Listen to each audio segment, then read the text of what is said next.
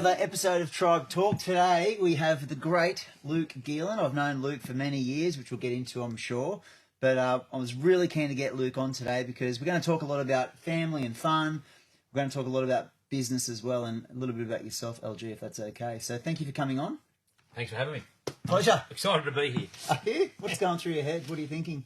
It's actually just a nice Thursday before the long weekend, hanging out with a mate and having a chat. Good. So looking forward to it. Well, let's get into it. So tell us a bit about your upbringing, firstly. I guess I'm pretty lucky. I had a great upbringing, loving mother and father were together, loving sister. Grew up St George area, then into the Shire in my late teens. Just had a really nice upbringing, did a lot of things together as a family, a lot of holidays together. Unfortunately, you know this, but we lost my sister when she was 27 in 2001. So that was a massive challenge in my life and in my growth, but it probably taught me a lot about, in the same year I lost a really good friend as well, and probably just taught me a lot about live for today because you never know what's around the corner. Because she was older, right? She was 18 months older. Yeah, right. She had died from an aneurysm, which is and that was out of the blue from nowhere. Undetectable, unexpected. How did you manage that? How was that time for yourself and the family? Stupid question. No, it's a fine question. I guess you don't believe it when it happens, like any death, particularly when it's unexpected. Challenges for everyone. I think everyone deals with grief in different ways, and so for mum and dad, my dad wanted to get out there, my mum wanted to become a recluse, so they had some challenges, but they're still together and strong. But those challenges existed. Losing both a really good friend, Nathan Maguire, and my sister in the same year, I really had to learn to deal with grief because I hadn't had much experience with it, and I guess it's made me be able to deal with grief better for other people in my life moving forward. Like I've had a couple of mates die in the last little bit, and for me, grief now is a pretty natural part of life. I think as humans, we're pretty naive if we don't expect that at some stage in life either we're going to die or people around us are going to die. And how did you handle it? More like your dad or more like your mum? Probably more like my dad. I wasn't put my head in the sand, and not my mum wasn't put my head in the sand. I didn't want to sit at home and feel sorry for myself. My thought was that my sister would want me to live and enjoy life to the fullest, so I've probably taken that tact. That's cool. Sometimes people, I guess, I was asked recently by someone close to me, do you think you live life too full because you're trying to make up for what your sister didn't do? But I just think you only get one chance, so do what you can. And then your family, as in Sel and the kids, tell us a bit about that, them. Met my wife. Bray, the legend. Met my wife through in a work environment, actually. She was working for an ad agency that we were dealing with, and asked her out 3 times and she kept saying no. Thankfully, eventually she said yes, but persistence is the key. That's the message for today. She'd be rolling her eyes right now. She would, yeah. Lucky enough to have 3 great young children, now 18, 16 and 13. Just love my kids. Wow. A lot of joy with shared experiences with them. It's interesting that in this space, there's you, and behind the camera there's 2 of the Dyke family, and I guess we look to both your family and their family for bit of mentorship on how to have great kids grow up. I mean, a famous saying in our family is, in a world full of kids, be a Braden Dykes, because that's unreal. The Dyke family, not Corey Dykes. Not Corey Dykes. Sorry, Kaiser's behind the camera, but only because there's so many temptations and so many things that can happen in that teenage years, and we always, obviously your kids are similar age but a bit older, and the Dykes are older, but it was more about making good choices, and you don't have to follow the crowd. You don't have to deal with peer pressure. If you can make good decisions, and you can still end up being an awesome person with really good outcomes in life if you make good choices. And so we actually, Celine and I talk often about other families, but you guys are both key in making sure we do the right thing. So you got boy, girl, boy, obviously Finn, Cyan, and Bray. Yes. And then what's maybe with parenting you and Sel? I don't know, is there a constant theme that you're talking about? I know, be like Braden Dykes, but what else? I mean, it's funny. Before you have children, you think I'll have 3 kids, they'll all be the same, but they're all very, very different. Our themes, I guess, just trying to grow up to be good humans, be respectful, and be good to the people around you. It's in every family there's challenge, right? Now you look on social media and it looks like everyone's having the best time every day, all day. But there's challenges. We're lucky we've got 3 kids that we love, we get on well with, and we actually spend a lot of time with them. And so I think the key is just trying trying to set a good example and do good things so that they can grow up to be good humans. Because I want to talk about your business career, and before we move into that, I'm interested. Like, you've done very well in business, right? And I'm keen to chat about that. How do you keep your kids grounded? Because every time I see Finn comes up and he shakes my hand, looks me in the eye, and I thought, that's awesome. So how do you do that? You know, the whole wealthy kids, all that sort of stuff. Yeah. I guess it's a challenge everyone faces every day. I think we live in a country which is, in the top couple of percent of wealth in the world. We live in an area which is the top couple of percent in Australia, and then in like, so I mean, if you think about Luke Geelan. No, Sorry, I'm joking. If you think about it, there's anyone who lives in the Shire is in such a lucky place that, like, if you travel the world, and I've been lucky enough to do a lot of travel, we live in such a special place with so much opportunity for anyone, and so almost every kid in the Shire wants for nothing. And I'm not saying everyone, but almost everyone. And in the schools that our kids attend and the people we hang out with, like, they don't want for anything, and that is a massive challenge. And so I think our aim is to try and make our kids humble, work for what they get. I mean, we do give our kids things, but at the same time, we want them to be appreciative for what they have, what they've got. We've always wanted our kids to work, so they understand work ethic and understand about dealing with people. Works, right? So Finn was first at the age. He's got a job. He's had a couple of jobs. He did started an apprenticeship last year. Didn't love it, but he's actually started his own business this year, and he's actually going good. He's got a couple of kids working with him, and so that's unreal. He's only 18, so it's pretty young. And again, I'm not trying What's the business? Is it cleaning? Is it boats? It's boat detailing and boat cleaning. And so it's a young fledgling business, but he's enjoying it and he's learning. I don't ever want my kids to rush out of school or study and come and work for me. I want them to experience the world. And Cyan's got a job. She works down at Cronulla Marina and the Calico and likes that. Bray's that little bit younger, but anyone who knows Bray, and I know you do, who knows? As Paul Gallen once said, he's either going to be the Prime Minister or be in jail. So we'll wait and see. Yeah. No, we love Bray. So, okay, let's just dive into your business career. Like, you bought and sold businesses. Can you just tell us a bit about that? Yep, probably not bought. Started. Yep. Started and then sold. Yep. Yeah, it's all right. I was lucky enough to grow up with my dad as my mentor. He'd started his business working 3 jobs back in 1969, and I guess his work ethic was like way better than mine. I'm not suggesting, I mean, I think hard work's important, but his was at a level that I don't know many people that have done it. I know when you started your previous gyms back in Ramac many years ago, I know you slept in the gym for the first bit because you were working really hard. I know more recently when you've done Tribe Care, I know Adam's the same, like, hard work is what made the difference between being an average gym or being a fantastic gym and even getting the doors open at a time that is acceptable. So hard work, in my opinion, is one of the things that my dad taught me. But he started a business in 1969, and I was always in that business working, school holidays, doing all sorts of stuff, from putting stickers on products to being in the wash. From what age? Oh, actually, I know it sounds ridiculous, but age 4, I used to go in and paint barricade legs, which were the old yellow and black barricade boards, by hand with a paintbrush. I was probably pretty useless, but that's when the first photo was me of actually helping out. And so, obviously, the older I got, the more useful I became. Left school, did a bit of study, and then did a bit of travel, and then came back and worked full-time in the family business. I had jobs all the way through school and university, though, like working for a lot of other people. One of my favourites was probably working at Coyote's Dollar Drinks nightclubs, where I served probably a couple of people that go to Tribes and drinks along the way. And the layback chair, remember that? Phil's layback chair, I do. It's crazy to think that back then you could get 32, let's call it bourbon and cokes in a tray for $32, and it was acceptable. RSA probably just, wasn't a thing. Anyway, so worked in my family business. You were the tray guy on my backstage, just cut into something. So I remember one of my mates goes, "Who's that bloke?" And then we just started calling you the tray guy because you just kept on walking around with 2 trays of vodka. What was it? Vodka Red Bull. Yeah. Anyway, sorry. Good flashback. So that business ended up selling to a public company. So the first one? Yeah. Which the company was called Shortco. So I worked in that business amongst other parts of the business. I did a lot of roles, and I'd sort of, because I'd started so young, I did almost every role in the business. And when we sold that, I was the national sales and marketing manager of that business. And so I was... And you were in your 20s at that point? I was... 27 or something?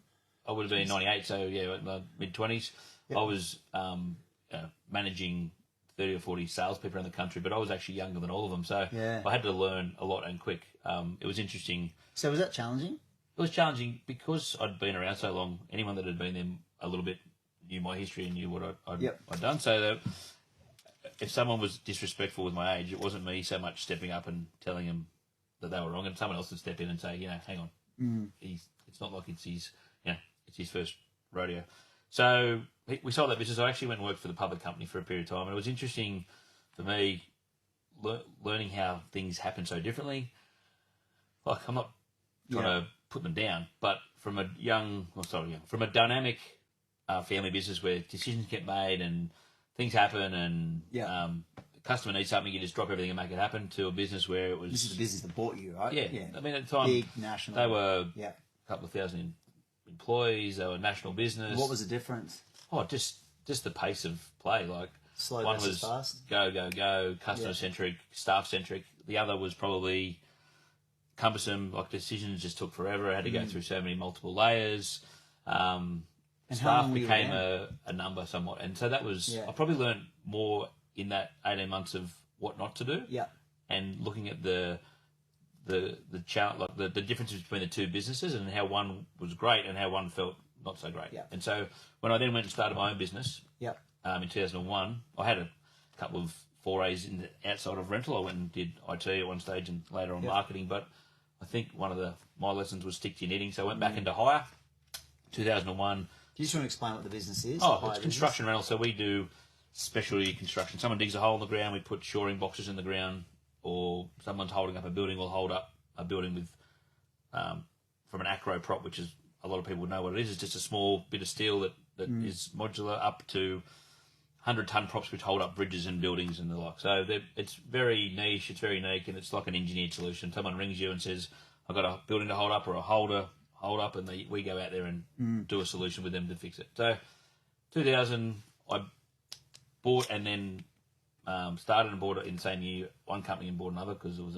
unfortunately a family tragedy of someone close to us where a guy passed away. So that business was on the market. So anyway, we started a company called Booth Hire about 2000, 2001, and grew that nationally over the following couple of years. And my dad was my partner in that business. And then in 2005, Coach knocked on the door again and said, right, well, we'd like to look at you. And we weren't really for sale, but everything's for price, and they offered us a number that was great. So we took the opportunity, and I went back and worked for Coach again for another 18 months, and really reinforced that I don't want to work for a large public company. Yeah. Just because of the nature of the differences between private and public companies.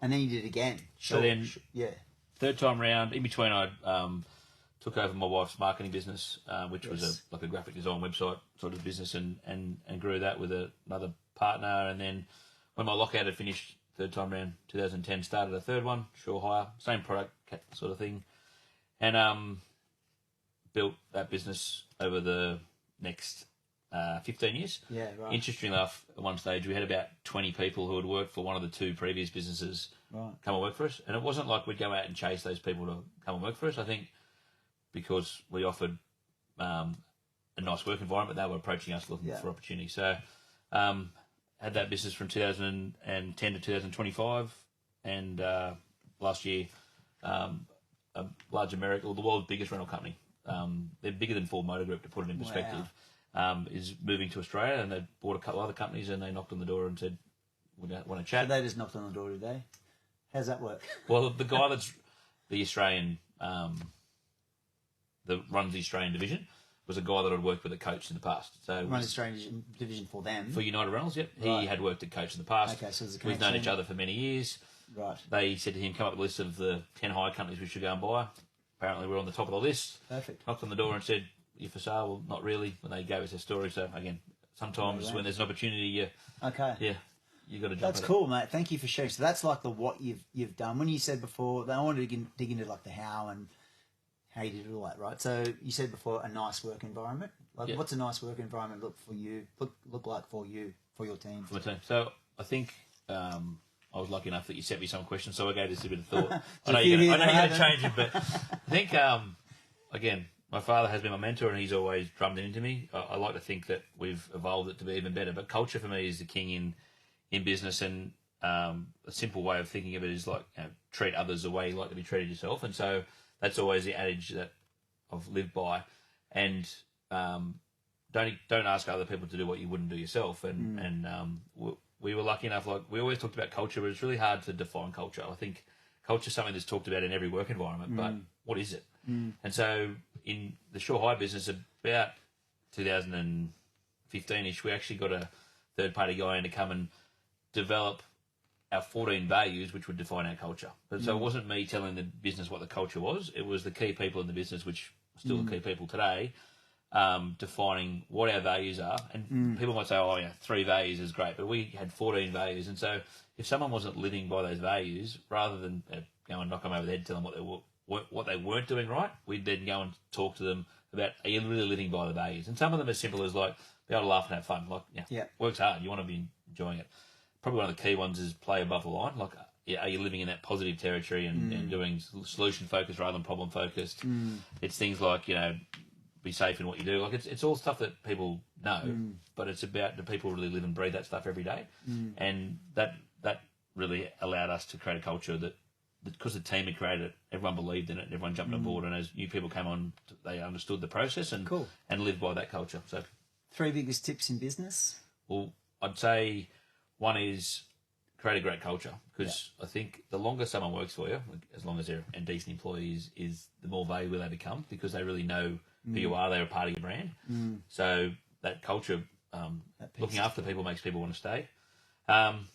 So just on that, looking after people, like aside from having the culture, the values identified and written, how else do you look after people? Well, I'd say remunerate them well. You don't want to be... What's well? 5% above the norm, 10%? Are you sure? I just would say pay people what they're worth, I guess. Yeah. We've always employed ordinary people doing extraordinary things. We're not going out looking for a superstar that's going to score all the goals on his own. It's about someone who wants to be part of a team. So employ team players that want to be a part of a team. And I don't know how many I've given you there, but probably the other one. So one, you said culture, and then culture. I diverted a little bit. Yep. So what are the other 2 for tips in business? From my perspective, every business, even Tribe as an example, it becomes about revenue and profitability. I mean, and the people, like the profitability is the scorecard of what you do. But so many businesses focus on operational excellence and don't focus enough on sales. So I've got a saying that I often use. I help other people in different businesses and Can I sit on some predict what boards. the sales is it going to, can I predict the quote? Yeah. Sales makes problems go away. Well, similar, but mine, sales fixes everything. There it is. Yeah. So I think I've heard you say that. if you focus enough on sales and focus enough on revenue and profit can help fix most of the problems, because most of the problems that exist because you haven't got enough money to pay for a problem to get fixed, as an example. So if you focus enough on your sales and marketing to grow your business, my belief is that allows you the opportunity to go and fix whatever problems exist. And what do you guys do in regards to focusing on sales and marketing? Like, what are your key things? So we do a lot of sales training in our business with like external, another Tribe member, Ross Robinson, has a great training business. We helped come and train our guys on being the best. Like, people think of sales in such a complex way. The whole sales training thing that we do is take it down to a one-pager with understand your customer's needs and ask all the questions you can. Yep. Once you know all that, try and find the solution that creates the perfect fit in the middle. I mean, if you can do that, and it's no different in a gym space. Now at Tribe, like what are you looking for? Are you looking to lose weight? Are you looking to be fit for life? Are you looking to what it is? And then what can we do to help you? And that, if you think about it in that simple form, rather than the complexity of how different sales can be, we're not looking to like get someone to go through a university degree to be a good salesman. It's just understanding a simple process can really make it easy. And how often do you do sales training with your people? Is it like when they start, they get a bit of an induction and then it's ongoing? Everyone's gone through what we call that thing, the Sure High Sales Training Program. Yeah. And then we do some refreshers on that as well. But as long as you've gone through the program, a lot of what we talk about in the future is based on what that program has developed. Yeah. How long does the program go for? If a new salesperson comes on board as an external salesperson, it's a 6-day program. So they do 3 lots of 2 days with space in between. Right. And if you're an internal salesperson, it's a 4-day program. Right. So we've got culture, business tip, sales, business tip. Third one? Third one. There doesn't have to be a third one. No. I actually wrote down a couple that I thought about. I think if you look after in business, if you look after your staff, they'll look after your customers. And people talk about customer is king. I actually think staff is king, because if you look after your staff and you treat them well and they want to work there and they're there for a long time and all those things, and they feel loved, and it's all those things are feeling good, then they're going to be the ones that go out there and actually, again, depends what business you're in, but you can look after your customer well, but if you're going to have a scale of business, you can't be the only person looking after your customer, so it's about look after your staff. Yeah. So what do you do to look after your staff? I know you said remunerate them well. Yep. Have a nice work environment for them, values, all that sort of stuff. Is there anything else that you do? Oh, I mean, I knew every staff person's name. I'd go and visit them in the branches around the country. I wouldn't just hire and whatever. We have some simple things like we offer them. We have birthday leave. We have baby bucks, so that if anyone has a baby in their like husband or wife, you get money for it. It's all the little things that add up. It's Can I jump in? Yeah. I've got something for you. So, like, people might be watching or listening to this thinking, oh, yeah, BS. Like, yeah, everyone says that. Look after your people, give them time, know their name. But do you remember in 2010, I sold a business, had to have a year exit clause or whatever it is. Yep. And then I was bored. So I thought, I offered you a job. This was a tragedy. I come and work for you.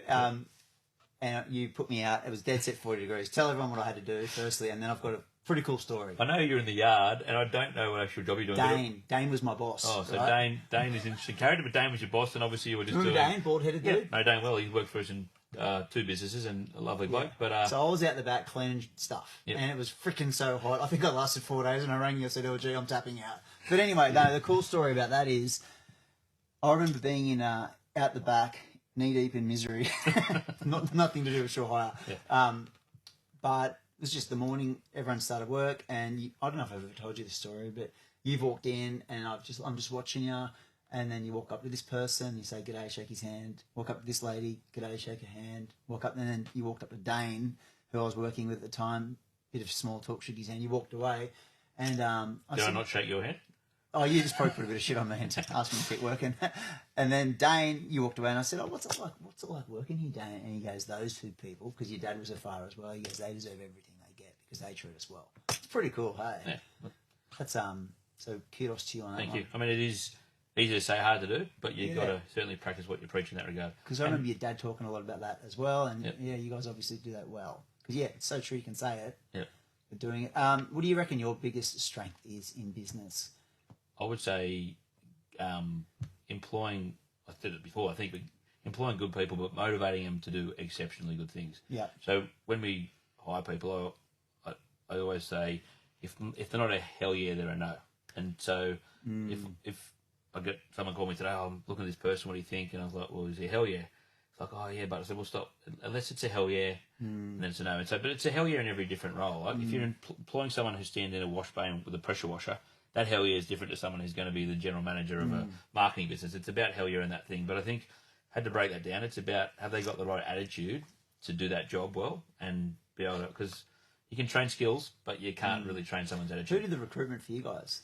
Did you ever do a lot of the recruitment? I would do the final interviews. We did a lot of different. And you did the final interviews up to the end? No. So, or you let go of recruitment 100%?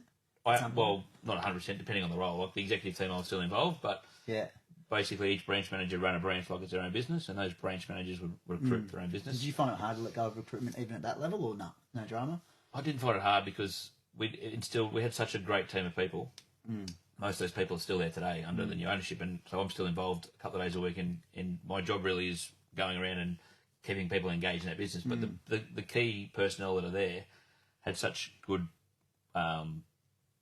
culture that they'd all been a part of training. It wasn't just me. Like you can tell someone like, well, I had an experience once where we were talking about that day when we talked about our values. We actually went in.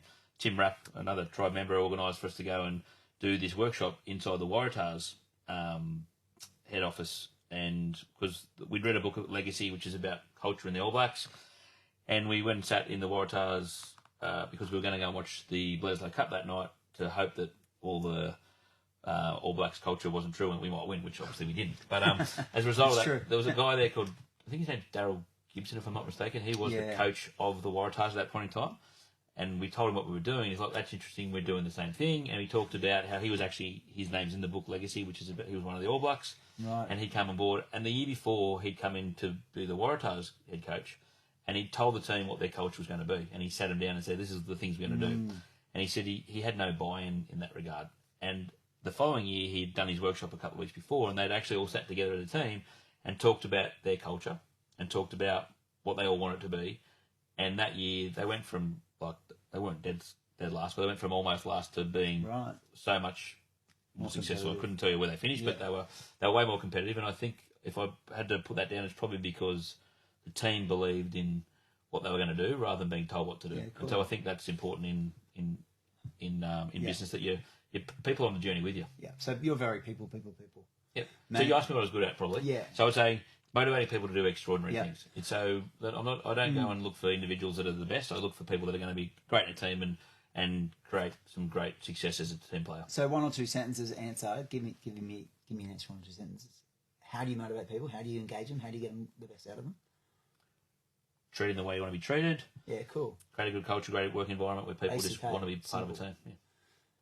But it's a little bit like a football team. I know it's like 2 words. Like the success of the good clubs. I know you've spent a bit of time down in Melbourne. It's that good culture. It's not just telling people what to do. It's about getting in there and doing it with them. So I've got if someone asks me what is Luke Geelan's biggest strength in business, I'm not just pissing in your pocket here, but I'm about to probably.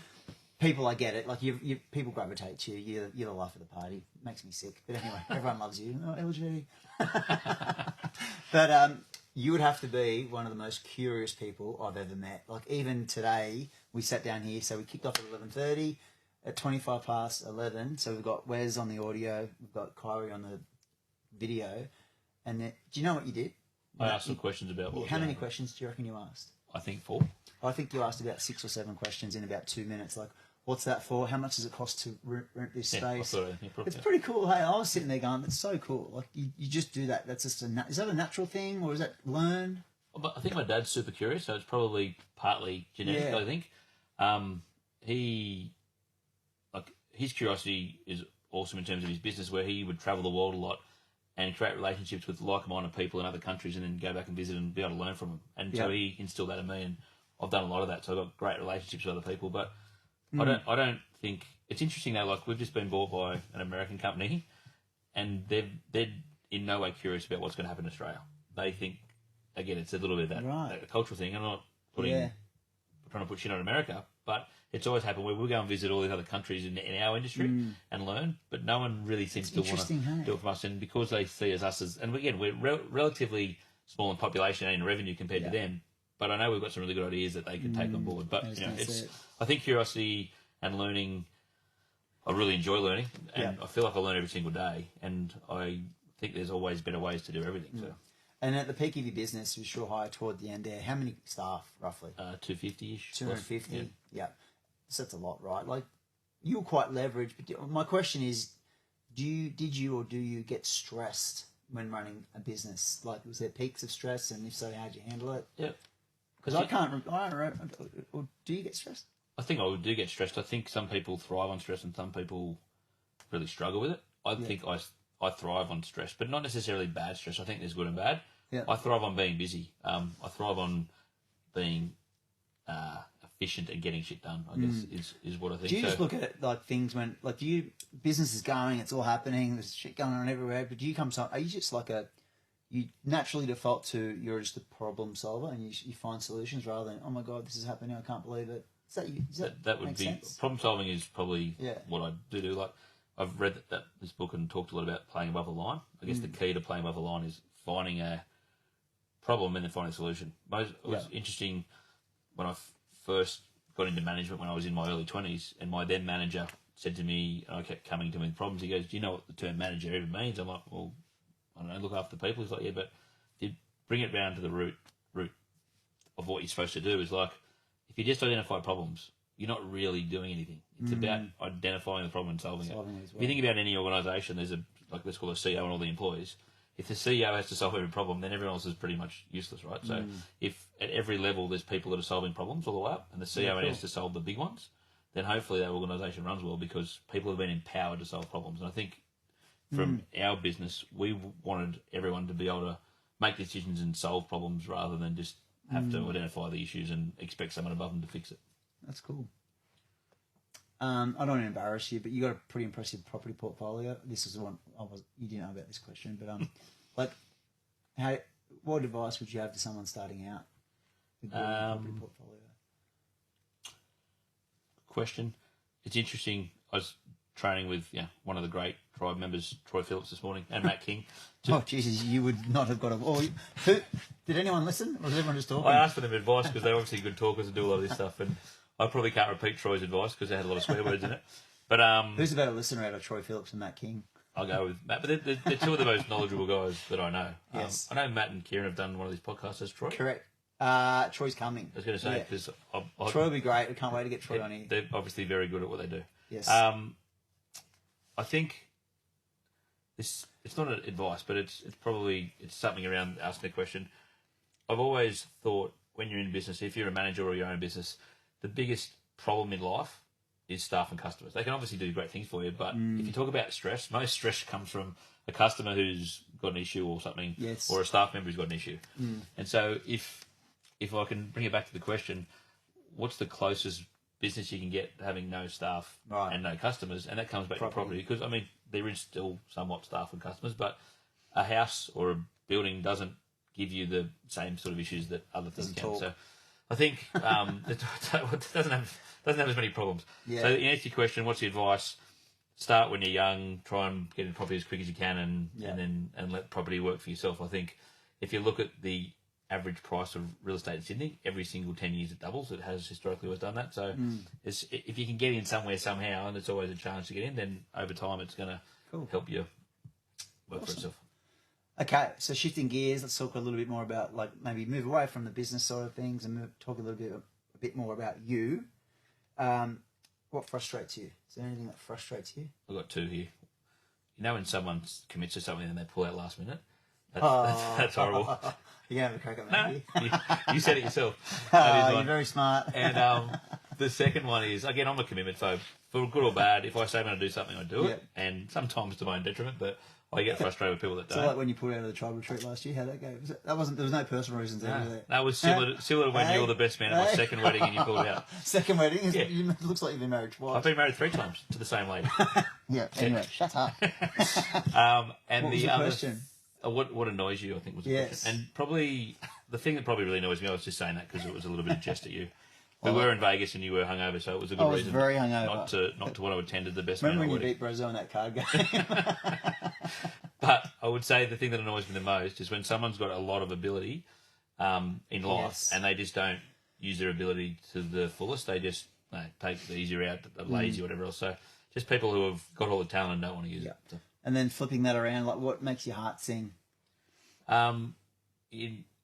In my work life, it's when I see people move through the ranks of business that start out and then just develop and are wanting to get mentored by the people around them and then grow into something that's great and then get rewarded by career progression and financial progression. I love that. I actually also love watching mates be successful. Like I don't ever want to be the richest or the greatest person in the room. I actually get great joy in hearing other people's success stories, like yourself and any of our mates around us. When people are going well, it makes me happy. And what are you most proud of? Probably the family I've created. I mean, my mum and dad didn't create, but I've got a great relationship with them. I speak to my mum and dad every day, if not thereabouts. Right. I think because my sister passed, I made sure I had a really strong connection. And so I've worked with my dad a lot, so I talk to him by default. I ring my mum almost every day, if not every day, and just have a catch up and we get on great. But apart from that is my wife and my 3 kids. Got a great family, great kids. And I think when you get positive feedback, I don't know, I've given you and the Dykes who are in the room some positive feedback on theirs, but when you get positive feedback from what your kids are doing well, about how they're mature and how they come up and shake hands, you talk about. But when you get that often enough, you know you're doing something right. So all the hard work and the thing when you go to bed thinking, oh my God, are we doing it right? With that sort of makes you proud at the end of the day when you go to sleep thinking we've done something right here because our kids are okay. If I was to ring Celine, your wife, and ask her, give us one word to describe Luke Geelan, I could ring her now. That would actually be quite funny. It would. I know the word. What's the word? Persistent. It's probably the reason we ended up together because I kept asking her. That's very good. Yeah. What about hobbies? Yeah. You got hobbies? Yeah, I've got plenty. I think, like, I know as an example, as a youngster, you were great at footy. Adam Dykes' record speaks for itself. I've never been exceptional at anything, but I've loved trying everything. Is it true you played D-grade rugby union for St Joey's? Is that true? I played worse. I thought played in the 13th or something. In I'm year going 11. rogue. You That's just all right. take over. That's fine. I played decent level 4 along uni for a while, but There you go. but I was never great at anything. I was just a person who worked hard and was average. But I think I've tried almost everything and just love sport and stuff. So most of my interests are a bit adrenaline type stuff. So snowboarding, snow skiing, surfing, wakeboarding. I do love going to the gym with my mates. I'm probably not a train by myself sort of person. I'm more train with friends and have fun and do a lot of running with mates just because we get to talk and chew the fat. And more recently, got into game fishing with my two boys because they're both very keen fishermen. People think I'm the fisherman that got them into the sport. It's probably they're the fishermen that have dragged me in. So Uncle Desi, Danny Bright, does he help him Danny out? Bright, one of the great salesmen from Tribe many years ago. So he fishes with us on our boat, and he's an interesting character to fish with. Unreal. What about if I said to Finn, what's one word to sum up your dad? Wow. The other two kids, could I? Which is your eldest son, by the way. Yeah. My other two or do you want kids to go to brain side? Well, probably busy. I guess I've always been busy, which is not a good thing. Like it's a trait I'm trying to work on. But I don't know. What would they say? I'd say maybe present. I'm in their lives a lot, I'd say. Yeah. Two more questions to finish off. So, thank you, mate. It's been very enlightening and entertaining, as expected. If you could go back to your 21-year-old self and give that person some advice, what might that be? Yeah. I think being humble is probably one of the key ones. I've probably learned along the way a couple of times, stuck your head up, wave your flag, and it's not a great trait. So I'm trying to be as humble as I can later in life. And probably that, what else? I had another one that was good. I can't think what it is, but humble's probably the key one. Yeah, cool. Yep. And then is there anything that you thought I might have asked you today that I did not? Two questions. First one was, I thought you might have asked me why it was that I decided to come to you as a personal trainer. Do you remember what? Yeah, but I don't know. Can we tell that story? No, you can't tell the story because just I was impressed by Told you, Nick. I knew he'd just swing it in there somewhere. No, Mark's swagger in a pub many years ago. Very I was impressed by some of his dance moves. What was the coach? Wasn't there? Remember you were training with my brother though. I was training. When I did start training you though. We can talk about this. I made one change. Yep. So we weighed in. This is like 2000. Hey, 99. Probably. You know the dates better than me. Right. What are we going to do? What are we doing? We're training. My activity level is running, activity, surfing, everything was you off weighed the in charts. at maybe 87 or something. Yeah. And how much do you eat? What do you eat? Okay, that's okay. What do you drink? Unfortunately, at that point in time, I was single and going out lots. He said, right, all we're going to change is go from bourbon and Coke to bourbon and Diet Coke. And I think in the following, I can't remember, 8 or 10 week challenge, I lost like 6 or 8 kilos. Boom. The key was Diet Coke. And the other question, yes, I thought, you said, what's the plan for the next 50 years? For who? No, you said, what question do you think I should ask you? Oh, right, good. So what is the plan for the next 50 years? Get balance right. You're going to live to 99? Well, 100 hopefully. I'm 50 this year. Yep. I'm reading this book called Outlive at the moment. Oh, yeah, Peter Adia. Yeah, it's a great book, just about... Fire out, that's a hard read. I'm an audio book sort of guy. Like, firstly, when I just looked at it, I'm like, oh, that's real thick. And then I'm like, oh, there's no pictures in here, and the writing's really small. Audio book. I think I used to train for events like, Tribe Challenges and running event. I'm trying to train for life, to be healthy for life. It's a great book. Yeah, it's a great book. book. Have you finished it yet? I'm it took me 3/4 a while done, to read. but I'm an audio book guy. If I've read a book, I'll fall asleep. So it takes me 6 years. So I'll listen instead. So the plan is over the next 50 years, what? To live well. Well, just to live well and live for train for life, as opposed to train and fluctuate like a yo-yo, which has historically been what I might have done. It's more just to be. It talks about it that the centurion decathlete about all the things you want to do later in life, but be able to pick up your grandkids or go for a walk or whatever. So it's just about how important exercise and well-being is for longevity and trying to avoid disease and bad stuff because you're actually living and making good choices. Because the part in that book talks about the people who live to 100 and that they kind of identified them in different parts of the world and what is it that they do or do not do. And from memory, it was a year ago when I read it, but a lot of it had to do with stress. Yep. Hey, and then just there was activity like walking, and there's a place where they just walk up hills every day. Yep. Stress is huge. Though, Stress is huge, yeah.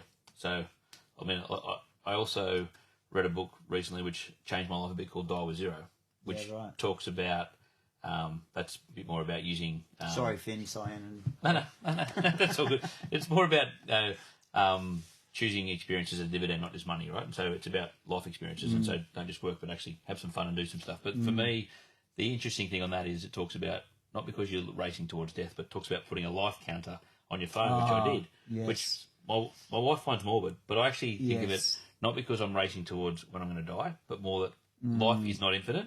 As a result, live for today and understand that you can actually change that scale of how long you live for by some of the questions you answer, how much sleep you get, how much stress you've got, what food you eat, and all the things. And if you actually make those changes, your life expectancy changes. And what's the life counter look like? It literally counts down the countdown days. The years. So you've got a set age, at 100? No, at the moment it's telling me, because you answer the questions. Oh, what's and it it tells telling you. I've got about 33 years to live, so I've got to make that 50. I've got to do some stuff to... And what have you changed in your life to make yourself live longer? Well, definitely stress based on having sold my business is a lot less. You talked about leverage. I'm certainly a lot less indebted, which is less stressful. I think that's a big stress for anyone in today's world. Like, people often use that as a key stress. And Debt. Yeah, debt can just be a stress for a lot of people. Yeah. People lose sleep over it. It's about hours of sleep. It's about training and eating stuff for me. How many hours do you get per night sleep? I'm actually a good sleeper. So I'm usually 8 hours sleep. Yeah, well, that's awesome. The whole time? As in, do you wake up? No, I'm pretty good. I'm a pretty good sleeper. I don't know why you're making me laugh. So. No, getting to sleep's tough. Once I'm asleep, I'm asleep. So. Cool, mate. Well, mate, thank you so much for joining us on Tribe Talk. It's been very entertaining, as predicted. Thank you very much, champion. Thanks, Mark.